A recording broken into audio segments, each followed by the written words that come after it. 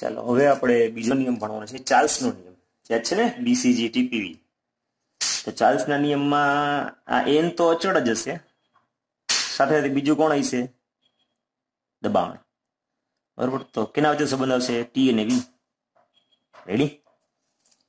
તો ચાર્લ્સ અને ગેલિયસે કે સ્વતંત્ર રીતે ગરમ બલૂન ટેકનોલોજી છે એમાં સુધારા માટે ઘણા પ્રયોગ કર્યા અને એના સંશોધનને આધારે એને દર્શાવ્યું. હું દર્શાવ્યું એ અગત્યનું છે, આ પેલા સમજવાનું છે. આપણે છે ને આમાં ઉથમું જવાનું છે. આ નિયમ છે આપણે કેમ ઓલામાં સ્ટાર્ટિંગમાં આપણે અહીંયા આ નિયમમાં કર્યું હતું કે P ચલે છે 1/V. પેલા નિયમ આપ્યો હતો ને પછી આ વસ્તુ કરી હતી. આમાં શું કરશો? બધું પેલા હું કામ કર્યું એ આવ્યું ને છેલ્લે T ને V વચ્ચેનો એવી રીતના સંબંધ આવશે. T ચલે છે V એવો સંબંધ ત્યારે આવશે. એક આ બોયલના નિયમ જ વ્યસ્ત પ્રમાણ છે, બાકી આ બેમાં ચાર્લ્સ ને ગેલિયસમાં તો સમપ્રમાણમાં જ છે. તો જે હું દર્શાવ્યું એ અગત્યનું છે, સૌથી અઘરો પોઈન્ટ છે આ દર્શાવ્યું. તો ચાર્લ્સ અને ગેલિયસે કે સ્વતંત્ર રીતે આવો તારણ કાઢ્યું છે કે વાયુના નિશ્ચિત દળ માટે વાયુના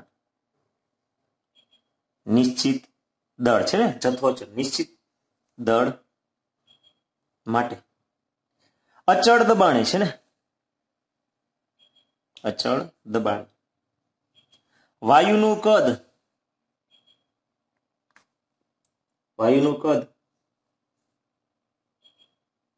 તાપમાન એટલે કે T છે, તાપમાન T ના વધારા સાથે વધે છે. અને ઠંડો પાડતા ઘટે છે. સિમ્પલ વસ્તુ છે.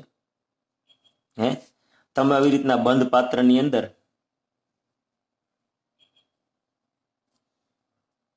વાયુ લ્યો એટલે જથ્થો તો અચળ થઈ ગયો. પાત્રની દિવાલ છે એ હલી હગે એવી છે, બરોબર ને? પાત્રની દિવાલ કેવી છે? હલી. અહીંયા તાપમાન T છે ત્યારે કદ જે આવડું કદ દેખાય એ V છે, બરોબર? હવે માની લો કે તમે તાપમાન વધારશો, બરોબર? તાપમાન T1 ને માંથી મેં T2 કરી નાખ્યું તો કદ છે એ V1 માંથી શું થઈ ગયું? V2. કદમાં શું થઈ ગયું? વધારો. જેમ તાપમાન વધે એમ કદમાં શું થાય? વધારો. તાપમાન ઘટાડીશ તો કદમાં શું થાય? તો કે ઘટાડો. એમને મેં ખબર પડે ને, તાપમાન વધશે એમ એટલે શું થાય? કદમાં વધારો થાય. તો જેમ જેમ તમે તાપમાન વધારશો એમ કદમાં શું થાય? તો કે વધારો થશે. અને તાપમાન ઘટાડશો એટલે કદમાં શું થશે? તો કે ઘટાડો.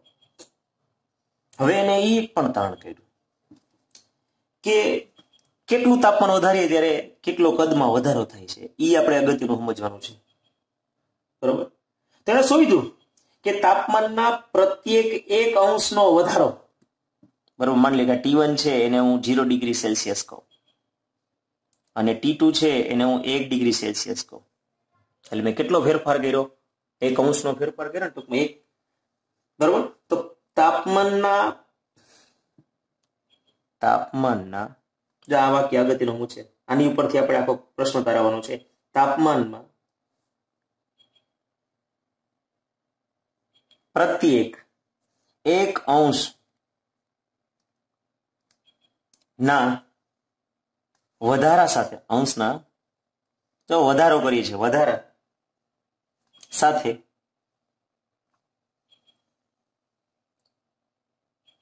કદ છે એ કદ જે 0 ડિગ્રી સેલ્સિયસ તાપમાને રહેલા જે મૂળ કદ છે એ મૂળ કદના 1/273.15 જેટલો વધારો દર્શાવે છે. જો આ વાક્ય છે એને મેથેમેટિકલી તારવેલું છે, બરાબર?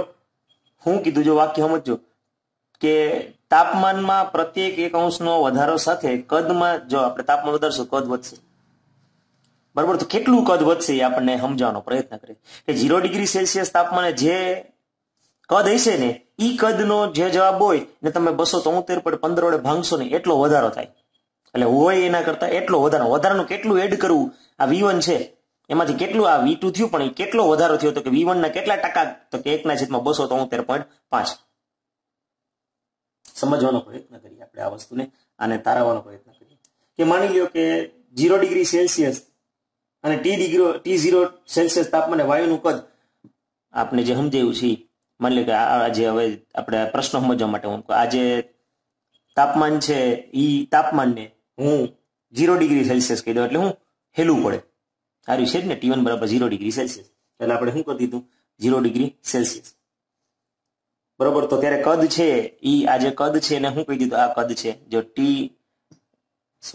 આ 0 ડિગ્રી સેલ્સિયસ, ત્યારે કદને શું કહી દીધું V0, એવું આપણે પ્રશ્ન સમજવા માટે કીધું છે. અને પછી તાપમાન મેં આ જે છે એ શું કર્યું, T ડિગ્રી સેલ્સિયસ કર્યું, તો ત્યારે કદ છે એ કેટલું થાય, એ કદને હું કહી દઉં છું, અત્યારે જે કદ છે ને VT કહી દઉં. આ ટૂંકમાં T1 V1 ને બદલે T2 V2 ને બદલે મેં આવા ચૂપડી સંજ્ઞા એટલે આપણી જો આપણી રેડી. તો આ જે કદ છે VT એ કેટલું હોય એ આપણે તારવવાનું છે. તો VT બરાબર કેટલું, તો કે 0 ડિગ્રી લીધું છે ને, એટલું તો હશે જ. હવે કેટલો વધારો કરવો એ સમજો, તો કે મૂળ કદનો કેટલામો ભાગ, તો કે 273.15મો ભાગ જેટલો વધશે. તો તાપમાનના પ્રત્યેક 1 અંશના વધારા સાથે કદ છે એ 0 ડિગ્રી સેલ્સિયસ તાપમાને જે મૂળ કદ હોય એના 1/273માં જેટલો વધારો થશે. તો V0 જેટલું છે ને, માની લો કે અહીંયા તાપમાન કેટલું હતું, તો કે V0 0 ડિગ્રી સેલ્સિયસ જેટલું એટલું. હવે આ કદ કેટલું થાય, તો કે V0 જેટલું થઈ છે, પણ વધારાનું કેટલું થાય એ મેળવવા માટે આપણે શું કરવું પડશે, આ 1 ડિગ્રી સેલ્સિયસ એટલે 1 હતો, અને આપણે T ડિગ્રી સેલ્સિયસ છે એટલે T ના છેદમાં 273.15 અને ઉપર શું આવશે ગુણાકારમાં V0, કારણ કે V0 ના જેટલા લેવાના છે ને, 1 અંશ હતો એટલે 1/273 છે, પ્રત્યેક અંશ નાખી દે. એને બદલે T જેટલો તાપમાનનો વધારો હોય તો T, પછી 1 અંશ જ વધાર્યું હોય તો આપણે શું મૂકી દઈએ, T બરાબર 1. સમજાઈ ગયું? તો આ આપણને આટલું કદ મળે. જો મેં આ આકૃતિમાં જે કદ છે એ કદને હું V0 કહી દઉં, અહીંયા જે તાપમાન છે એને હું 0 ડિગ્રી સેલ્સિયસ કહી દઉં, બરોબર. પછી જે આ પરિસ્થિતિ આવી એ તાપમાનને હું T તાપમાન કહી દઉં, ત્યારે કદ છે ને VT કહું. તો VT બરાબર શું થાય, તો કે મૂળ કદ, અને મૂળ કદને કેટલા વડે ભાંગ્યું મેં 273.15 એના બરાબર. અને T બરાબર આપણે 1 અંશ વધાર્યું તો 1, 2 અંશ વધાર્યું તો 2, 3 વધાર્યું 3, જે તાપમાન વધાર્યું હોય એની આધારે. રેડી. હવે આ બે છે VT બરાબર, બે માંથી V0 સામાન્ય નીકળે છે, તો હું V0 ને સામાન્ય કાઢ્યું. V0 સામાન્ય કાઢ્યું ત્યારે લાઈન શું વધે 1 વત્તા શું થઈ જાય T ના છેદમાં 273.15. રેડી. હવે લસા લઈ લ્યો, તો VT બરાબર આ V0 273.15 વત્તા T ના છેદમાં 273.15. રેડી. તો આ તબકે આપણે તાપમાનનો એક નવો માપક્રમ વ્યાખ્યાયિત કરવાનો. આ T અંશ સેલ્સિયસ ને નવા માપક્રમ તરીકે કેપિટલ T, બરોબર, આને બદલે આપણે એક નવો માપક્રમ લઈ લઈએ કેપિટલ T. તો આપણું સૂત્ર છે એ ફેરફાર થશે, બરોબર. તો આ પ્રશ્નને થોડુંક આપણે સાઈડમાં રાખીએ અને નવા માપક્રમ જેને નિરપેક્ષ તાપમાન અથવા કેલ્વિન માપક્રમ કહેવાય. તો આ તબકે તાપમાનનો એક નવો માપક્રમ, આ સેલ્સિયસ વાત હતી, હવે નવાને વ્યાખ્યાયિત કરશું કે T0 ડિગ્રી સેલ્સિયસ ને નવા માપક્રમ કેપિટલ T બરાબર, ટૂંકમાં આના બરાબર કેપિટલ T લે, તો કેપિટલ T બરાબર શું થઈ જાય 273.15 વત્તા સ્મોલ t. તો આપણે આ પેલા ચેપ્ટરમાં આ સૂત્ર તાવી જ ને કે T0 ડિગ્રી ટૂંકમાં T અંશ સેલ્સિયસ હોય તેને કેલ્વિનમાં રૂપાંતર કરવા માટેનું સૂત્ર, બરોબર. અને એવી જ રીતના 0 ડિગ્રી સેલ્સિયસ હોય તો એને આપણે શું કહીશું T0. હવે આ બે કિંમત છે આપણા સૂત્રમાં મૂકી દઈએ, તો આપણું સૂત્ર છે, બરોબર. આ જે છે T કેલ્વિન તાપમાન છે ને એમાં અંશ ડિગ્રી અંશ મૂકવામાં આવતું નથી. આ કેપિટલ T છે એ તાપમાનને શું કેલ્વિન તાપમાન કયો અથવા નિરપેક્ષ તાપમાન પણ કહેવાય. સમજાણો? આ નવો માપક્રમ અસ્તિત્વમાં આવ્યો. તો 0 ડિગ્રી સેલ્સિયસ ને નિરપેક્ષ તાપમાન પર 273 કેલ્વિન બરાબર થશે એ નોંધવામાં આવ્યું, બરોબર. તો 273.15 કેલ્વિન એટલે શું થાય, તો કે 0 ડિગ્રી સેલ્સિયસ થાય. કેલ્વિન માપક્રમમાં અંશની નિશાની લખાતી નથી. કેલ્વિન માપક્રમને ઉષ્માગતિશાસ્ત્ર માપન પણ કહેવામાં આવે છે. રેડી? તો આથી આપણે મોટા ભાગના દાખલાઓમાં છે એ કેલ્વિનમાં જ ગણવાનું છે.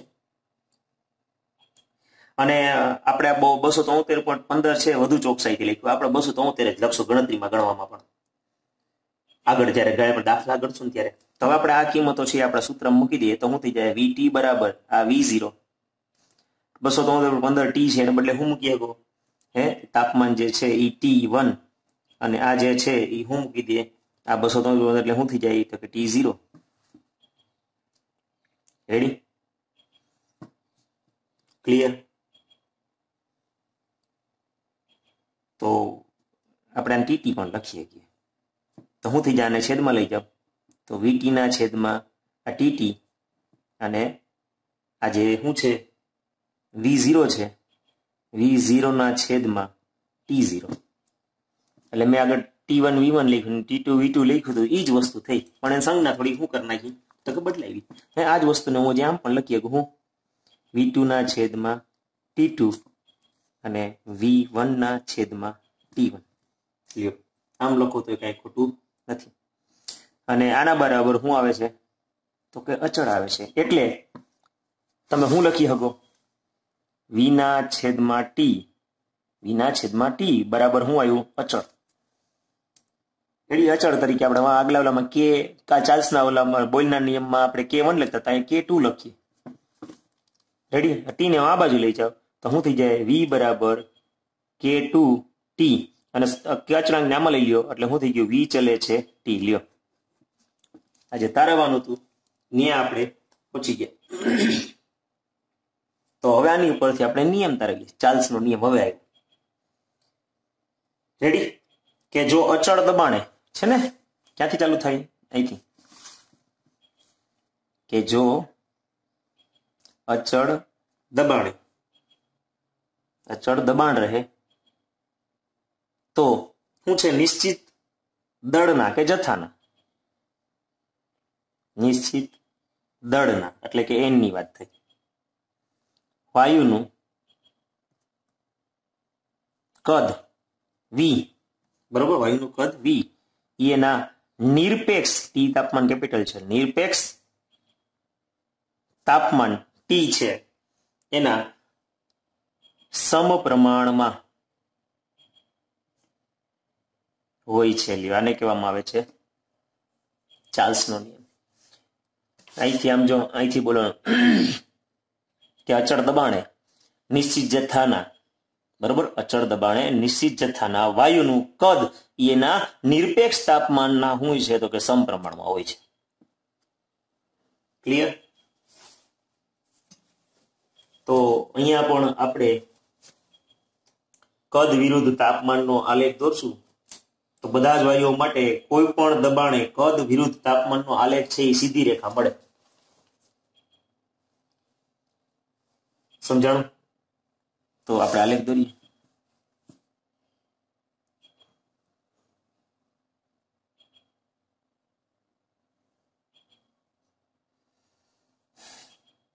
આ સ્મોલ ટી લખું છું એટલે શું કહેવાય? એને સેલ્સિયસ તાપમાન કહેવાય. અને અહીંયા આપણે લખશું હું તો કે કદ. બરાબર? તો પ્રેક્ટિકલ કર્યા હોય તમે જેમ જેમ શું કરશો તાપમાન ઘટાડતા જશો તો કદમાં પણ શું થાય તો કે ઘટાડો. સમજાણું? જેમ તમે તાપમાન ઘટાડો એમ કદમાં શું થાય તો કે ઘટાડો. માની લો કે પહેલી વખત આપણે જે પ્રેક્ટિકલ કર્યો આપણે દબાણ તો ઓછું રાખવાનું છે ને. પેલામાં કેમ આપણે આગળના બોઇલના નિયમમાં T1 T2 એટલે 200 400 600 કેલ્વિન એમ એકને એક પ્રેક્ટિકલ અલગ અલગ દબાણે કરે, બરાબર? તો એક અલગ દબાણ રાખીને કામ કરે. તો માની લો કે એને પેલા P1 જેટલું દબાણ રાખ્યું હતું પેલા પ્રેક્ટિકલમાં અને એને પ્રેક્ટિકલ કર્યો તો જેમ જેમ ઈ શું કરતા ગયા અહીંયા સુધી પ્રેક્ટિકલ થાય આપણાથી, બરાબર? તો આ શું રાખ્યું એને જેમ જેમ શું કરે છે તાપમાન ઘટાડે છે એમ કદમાં શું થાય છે તો કે ઘટાડો. સમજાણું? અહીંયા આપણે રાખીએ છીએ -300 કેલ્વિન, બરોબર?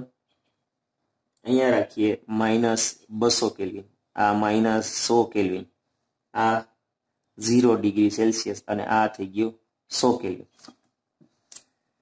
હવે જો હું લખા -300 ડિગ્રી સેલ્સિયસ, 200 ડિગ્રી, 100 ડિગ્રી, તો તમારી આપણે ટૂંકમાં માઇનસમાં લઈ જવાની એક લિમિટ હોય ને, 0 ડિગ્રી બરફ થઈ જાય માની હોય તો, પછી હજી -50, -100, -200, -250, તો એ માઇનસમાં લઈ જવાની વૈજ્ઞાનિકની એક લિમિટ હોય, તો પ્રેક્ટિકલ અમુક લિમિટ સુધી જ કરી શકાય, એટલે મેં ડેટા અહીં રોકી દીધા. સમજાણું? તો જેમ જેમ શું થયું, જેમ જેમ તમે શું કરશો, તાપમાન ઘટાડશો એટલે કદમાં શું થાય ઘટાડો, જોઈ આલેખ નીચે આવે છે એમ. પ્રેક્ટિકલ છે એ બીજી વખત કર્યું, આ દબાણ P1 કરતા ઊંચા દબાણે P2, તો આલેખ છે કંઈક આવો ટાઈપનો મળ્યો. એમ P3 ટેમ્પરેચરે કર્યો તો આલેખ આ ટાઈપનો મળ્યો. એમ P4 ટેમ્પરેચરે કરો. સમજાણું? હવે આ આલેખ છે એટલે સુધી કર્યા અને સીધી રેખા જાય, બરોબર.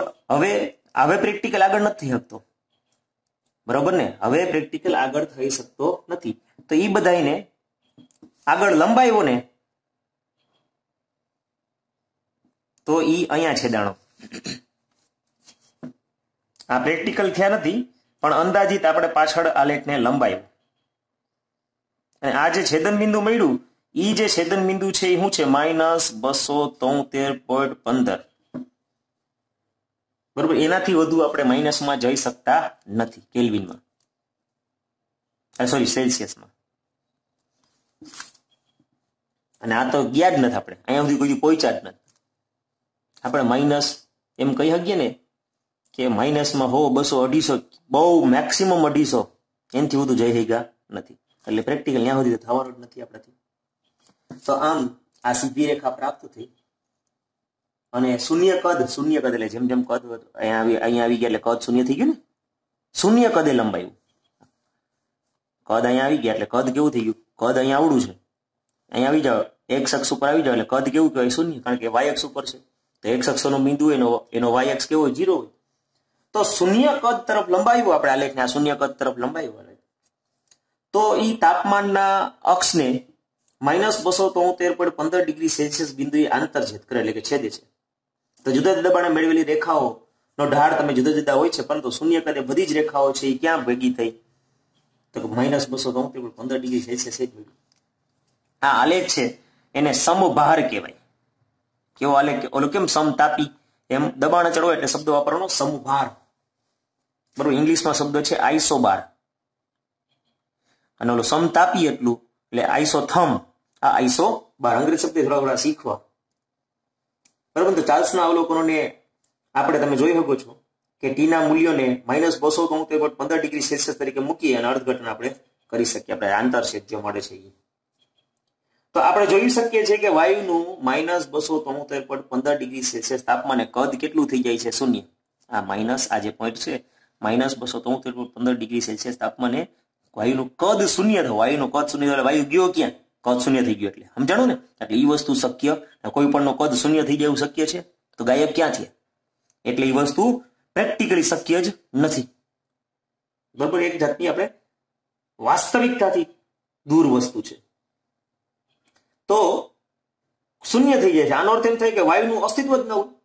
ખરેખર તો આ તાપમાને પહોંચતા પહેલા જ બધા જ વાયુઓનું પ્રવાહીકરણ પામી ગયા હોય, વાયુ પ્રવાહી જ બની ગયા.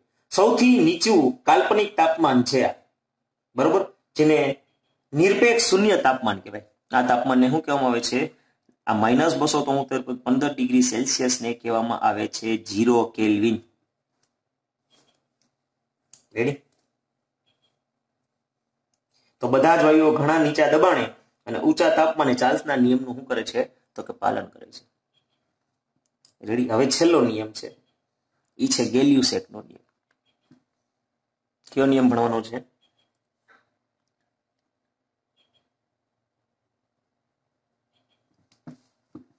ગેલિયુસેકનો નિયમ. અરે ગેલિયુસેકના ઓલામાં કોણ અચળ છે? કદ અચળ છે અને તાપમાન ને દબાણ વચ્ચેનો સંબંધ મળશે. એમાં કેપિટલ T લખ્યું. તો વાહનોના સારી રીતે ફૂલેલા ટાયરોમાં દબાણ લગભગ અચળ જ હોય. બરોબર ને? આપણે વાહનો ટાયરનું એક્ઝામ્પલ લઈને સમજવાનું છે. તો વાહનના સારી રીતે ફૂલેલા ટાયરોમાં દબાણ લગભગ અચળ હોય, પરંતુ ઉનાળાની ગરમીના દિવસોમાં દબાણ એટલું બધું વધે છે કે દબાણ બરાબર રાખવામાં ન આવે તો ટાયર ફાટી જાય. બધું તમને ખબર જ છે. એમ શિયાળા દરમિયાન ઠંડી સવારે આપણને જણાશે કે વાહનના ટાયરના દબાણમાં નોંધપાત્ર રીતે ઘટાડો થઈ ગયો, સંકોચાઈ ગયો. તો આમ દબાણ અને તાપમાન વચ્ચે ગાણિતિક સંબંધ છે એ ગેલ્યું છે કે આપણને આપ્યો. હવે નિયમ આપણે બોલવાનો છે. તો આ જે તમને યાદ જ છે ને, હું BCGTPV બધામાં એન તો શું છે? અચળ જ છે. બાકી આમાં ગેલ્યુસેકના નિયમમાં વી કેવો રાખવાનો છે? અચળ. કદ અચળ રાખવાનો છે. તો ગેલ્યુસેકનો નિયમ શું થશે? ચોક્કસ કદે એટલે કે નિશ્ચિત કદે, ચોક્કસ કદે એટલે વી અચળ થઈ ગયો. ચોક્કસ કદે નિશ્ચિત જથ્થાના વાયુનું દબાણ P, દબાણ P તાપમાનના દબાણ P તેના નિરપેક્ષ તાપમાન, શબ્દ આવો જોઈએ, નિરપેક્ષ તાપમાનના સમપ્રમાણમાં હોય છે.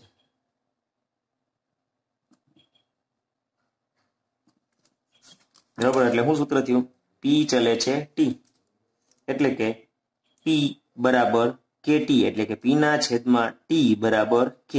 લ્યો, અને K ને બદલે આપણે શું લખશું? K3 લખશું. ત્રીજો નિયમ છે એટલે K3, બીજું કઈ નવીન નથી. તો આ નિયમ બોયલના નિયમ અને ચાર્લ્સના નિયમની મેળવી કે ઉપજાવી શકાય છે.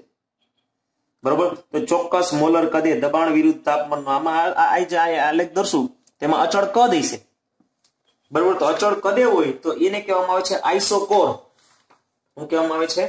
ઓલું કેમ આઇસોથર્મ, આઇસોબાર, અને આને કહેવામાં આવે છે આઇસોકોર, એટલે કે કદ કેવું છે? અચળ છે. તો આપણે ઈ આલેખ પણ દોરી લઈએ અને આપણો નિયમ છે એ પૂરો કરીએ. આમાં બહુ જાજુ ડિટેલમાં ગયા નહીં, ફટાફટ પતાવી દીધું. તો કેના વિરુદ્ધ? આ નિયમ જ છે. વી અચળ છે, દબાણ અને તાપમાનનો આલેખ. તો અહીંયા લીધું આપણે તાપમાન, પણ કેવું તાપમાન લેવાનું છે? નિરપેક્ષ તાપમાન, કેપિટલ T. તો જેમ જેમ તમે શું કરશો, એમને ખબર પડે, દબાણ વધારશો, તાપમાન વધારશો તો દબાણ પણ શું થાય? વધે ને. જેમ તાપમાન વધે એમ દબાણ વધે, કારણ કે તાપમાન વધતા જાય. એટલે માની લો કુકર છે, એને તમે પાણી ભરીને ગરમ કર્યા કરો, તાપમાન વધશે એટલે શું થાય? અંદર દબાણ વધશે, અને એક સમય એવો આવશે કે એ કુકર ફાટી જાય. શું કામ? તો કે તાપમાન વધતા દબાણમાં શું થાય છે? તો કે વધારો. તાપમાન વધે એટલે દબાણમાં શું થાય? વધારો. એટલે તારી પી ચલે છે T. એ કુકર વાળું યાદ રાખી લ્યો એક્ઝામ્પલ. તો તાપમાન વધતા દબાણમાં શું થશે? વધારો થાય. એમને સિમ્પલ ખબર પડે. આ જ પ્રમાણે બે અલગ અલગ પરિસ્થિતિમાં પણ આપણે આમ લખીએ P1 ના છેદમાં T1 બરાબર P2 ના છેદમાં T2. દાખલામાં આ વસ્તુ કામ લાગશે. તો હવે ખાલી આપણે આલેખ દોર લઈએ. તો અહીંયા આલેખ છે એ સીધી રેખા મળવાના છે આવી રીતના.